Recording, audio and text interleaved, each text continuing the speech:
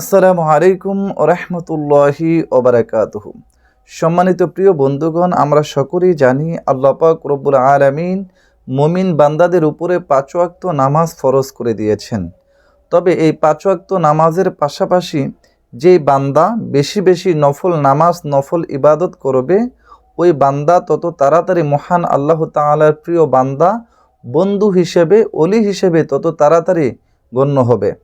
তো আমরা সকলেই জানি যে ৫ ওয়াক্ত নামাজের পাশাপাশি যে সকল নফল নামাজ আসছে তার মধ্যে অন্যতম হচ্ছে সলাতুল আওয়াবিন, সলাতুল তাহাজ্জুদ, সলাতুল ইশরাক, সলাতুল চাস্ত। এছাড়া আরও অনেক নফল নামাজ রয়েছে। তো নফল নামাজগুলির মধ্যে অন্যতম একটি যে নফল নামাজ সলাতুল আওয়াবিন, আওয়াবিনের নামাজ।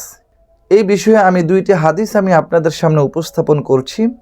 হাদিস দুইটি হলো, এর মধ্যে একটি হাদিস উপস্থাপন করছি সুনানুত তিরমিজির ৪৩৫ নম্বর হাদিস এবং সুনানু ইবনু মাজার ১৩৭৪ নম্বর হাদিস। আন আবি হুরায়রাতা রাদিয়াল্লাহু তাআলা আনহু ক্বাল ক্বালা রাসূলুল্লাহি সাল্লাল্লাহু আলাইহি ওয়াসাল্লাম মান সাল্লা বা'দাল মাগরিবি ৬ রাকাআতিন লাম ইয়াতাকাল্লাম ফীমা বাইনাহুন্না বিসুইন উদিলনা লাহু বিইবাদাতি ১৬ সানা।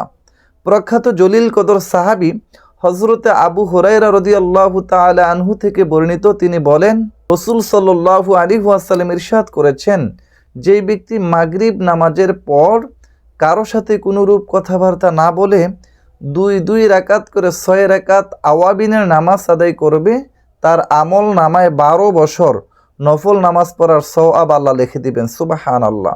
এছাড়া তিরমিজি, সুনানু ইবনে মাজাহ, এই দুইটি কিতাবে সহকারে আরও অনেকগুলি কিতাবে আরেকটি হাদিস আসছে। হাদিসটি আপনাদের সামনে উপস্থাপন করছি। আন আয়েশা রাদিয়াল্লাহু তাআলা আনহা ক্বালাত আনিন নবী সাল্লাল্লাহু আলাইহি ওয়াসাল্লাম ক্বাল।